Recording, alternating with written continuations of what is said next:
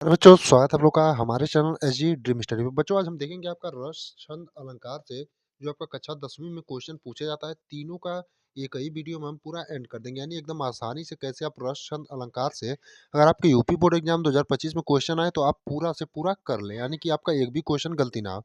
उससे पहले आपको अगर वीडियो अच्छा लगे तो इसे लाइक करें और चैनल को सब्सक्राइब करें और अपने दोस्तों के साथ शेयर करना ना भूलें। अब आइए देखते हैं इसमें आपको पढ़ना कौन कौन सा है। सबसे पहले आपको रस पढ़ेंगे। रस में आपको मेनली दो तैयार करने हैं, आपको करुण रस और हास्य रस, लेकिन आप श्रृंगार रस भी पढ़ लीजिएगा। जैसे पहला आपका है श्रृंगार रस। आपका इसका डेफिनेशन कैसे लिखना है, सबका डेफिनेशन आपको एक ही तरीके से सबका बनाना है, बस सबका आपको स्थायी भाव याद करना है। आगे सब में यही ऐड होगा। जब विभाव, अनुभाव तथा संचारी भाव का संयोग होता है तो रति नामक स्थायी भाव, यानी कि यही आपको स्थायी भाव याद करना है, जिससे रति श्रृंगार रस का होता है। रति नामक स्थायी भाव से श्रृंगार रस की उत्पत्ति होती है। उदाहरण जैसे बतरस लालच लाल की मुरली धुरी धरी लुकाए सोहे करे भौनु दसे हंसे दैन कहे नटी जाए। अब अगला देखेंगे आपका करूर रस। जैसा कि हमने पहले ही कहा था आपको कि सभी डेफिनेशन में आपका आगे सेम रहेगा, बस आपको स्थायी भाव बदलना है सबका। जैसे करूर रस का आपका शोक होता है, यहाँ पर श्रृंगार रस का रति था। उसी प्रकार करूर रस का आपका जब विभाव अनुभाव तथा संचारी भाव का संयोग होता है तो शोक नामक स्थायी भाव से करूर रस की उत्पत्ति होती है। जैसे उदाहरण आपका हो जाएगा, इस करुणा कलित हृदय में अब विकल रागिनी बजती, क्यों हाहाकार स्वरों में वेदना असीम गुजरती। इसी प्रकार से जो है आप डेफिनेशन आपका रस का लिखेंगे, यानी आपको कोई भी रस पूछे, करुण रस, हास्य रस, श्रृंगार रस, बस श्रृंगार रस का आप स्थायी भाव याद कर लेंगे रति, करुण रस का स्थायी भाव आप याद कर लेंगे शोक, और हास्य रस का स्थायी भाव याद कर लेंगे आपका हास्य। जिससे आपका आगे जो है सब में सेम रहेगा डेफिनेशन में, जब विभाव, अनुभाव तथा संचारी भाव के संयोग से। अब जिसका आपको डेफिनेशन लिखना है उसका आप स्थायी भाव लिख देंगे, उसके बाद उसकी परिभाषा हो जाएगी, उसके बाद आपको सबका उदाहरण याद कर लेना है। अगला यानी कि तीसरा और तीन ही हमें इसमें तैयार करने हैं आपके रस में। हास्य रस विभाव, अनुभाव तथा संचारी भाव का संयोग होता है तो हास्य नामक स्थायी भाव से हास्य रस की उत्पत्ति होती है। इसमें आप तीन की जगह पर दो भी अगर याद कर लेते हैं, जैसे आपका हास्य रस और करुण रस, तभी भी आपके लिए बहुत है। लेकिन आप लोग तीन, अभी समय है तो तीन तैयार करिए, अगर आपसे नहीं हो पाता है तो दो ही तैयार करिए, हास्य रस और करुण रस। हास्य रस का आपका उदाहरण हो जाएगा, सिर पर गंगा हंसे भुजनी में भुजंग हंसे, हास की दो को दंगा भयो दंगा के विवाह में।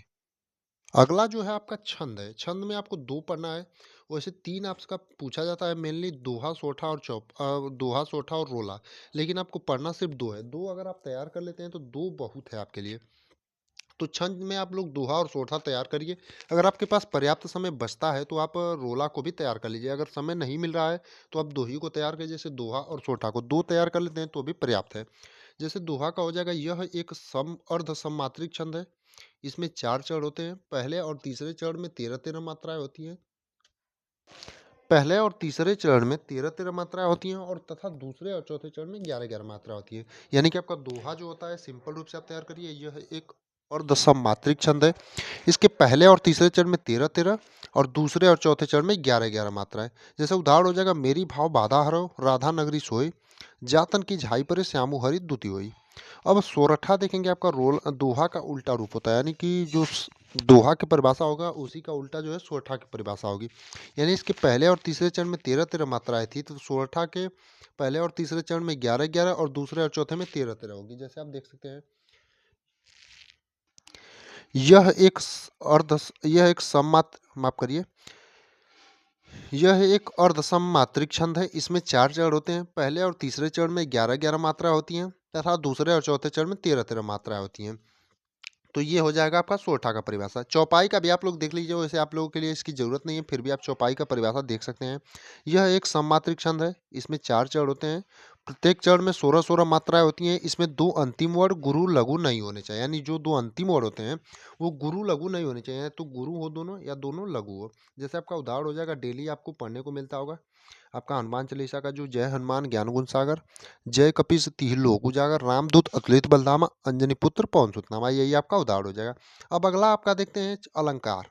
अब अलंकार में भी आपको 4 से 5 अलंकार जो है मेनली पढ़ने हैं।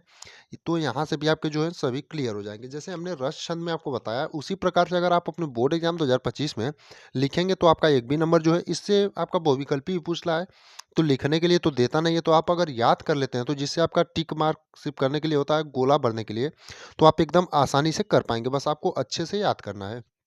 अलंकार में आपको पहला पढ़ना है अनुप्रास अलंकार। जैसे एक ही वर्ण की बार-बार आवृत्ति होने पर अनुप्रास अलंकार होता है। यानी जहाँ पर एक ही वर्ण की बार-बार आवृत्ति होती है, वहाँ पर कौन-सा अलंकार होता है आपका? अनुप्रास अलंकार होता है। जैसे उदाहरण आपका हो जाएगा, चारु चंद्र की चंचल किरणें खेल रही है जलथल में। यही आपका उदाहरण हो जाएगा। इसी प्रकार से आपको एकदम अनुप्रास अलंकार का जो है परिभाषित करना है, और यही उदाहरण नहीं ज़रूरी है कि आप तैयार करें। आप अपने मन से कोई भी उदाहरण जो है तैयार कर सकते हैं। अगला यानी दूसरे नंबर का जो आपका अलंकार है वो है यमक अलंकार। जब एक ही शब्द दो या दो से अधिक बार आता है और भिन्न भिन्न अर्थों में प्रयुक्त होता है। यानी जब किसी वाक्य में जो है, यानी कि जब एक ही शब्द जो है दो या दो से अधिक बार आता है लेकिन उसका अर्थ जो होता है भिन्न भिन्न होता है, तो वहां पर आपका यमक अलंकार होता है। जैसे उदाहरण, काली घटा का गमन घटा, नभमंडल तारक वृंद खिले, यही आपका उदाहरण हो जाएगा। इसी प्रकार से जो है आप रस छंद अलंकार जो है तैयार करेंगे तो आपका यूपी बोर्ड एग्जाम में एक भी नंबर नहीं कटेगा, ये हमारी गारंटी है। अब आगे देखते हैं अपना तीसरा अलंकार। तीसरा आपका अलंकार है जो श्लेष अलंकार। यानी कि श्लेष अलंकार को भी आपको इसी प्रकार लिखना है जैसे हम आपको बताएंगे। जहां पर कोई शब्द एक ही बार आए लेकिन उनके अर्थ अलग अलग हो, वहां पर श्लेष अलंकार होता है। जैसे प्रियतम बतला दो लाल मेरा कहाँ है। यानी कि शब्द एक ही बार आया है और उसके अर्थ जो होते हैं अलग अलग होते हैं। इसी प्रकार आपका श्लेष अलंकार भी हो जाएगा खत्म। अगला आपको तैयार करना है रूपक अलंकार। अब रूपक अलंकार का आपका जो है कैसे आप लिखेंगे, जहां उपमेय में उपमान का भेद रहित आरोप होता है वहां रूपक अलंकार होता है। यानी कि जहां उपमेय में उपमान का अभेद रहित आरोप होता है, वहां पर आपका कौन सा अलंकार होता है? तो रूपक अलंकार। जैसे इसका उदाहरण हो जाएगा आपका चरण कमल बंदो हरिराई। अब अगला यानी कि पांचवा जो आपको अलंकार तैयार करना है, यानी अलंकार में आपको 6 तैयार करने हैं। आपको रस में हमने बताए थे 3, लेकिन आप 2 ही तैयार करिएगा, हास्य और करुण रस मेनली। और छंद में 2 ही तैयार करिएगा, दोहा और सोठा। अगर एक आपको समय मिले तो रोला भी तैयार करिएगा।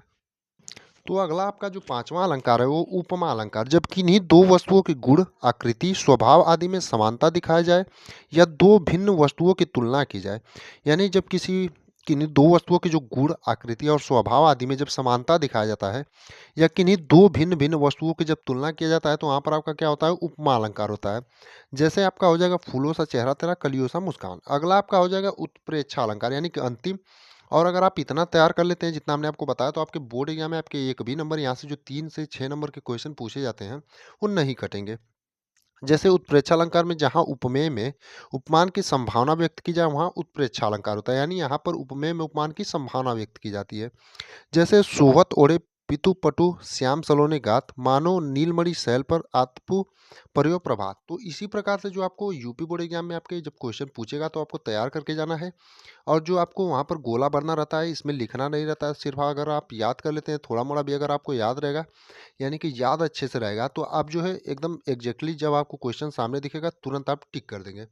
तो ऐसे ही आप लोगों के लिए डेली वीडियो आते रहेंगे, जिसके लिए आप लोग चैनल को सब्सक्राइब कर लीजिएगा और बेल आइकन को प्रेस कर लीजिएगा।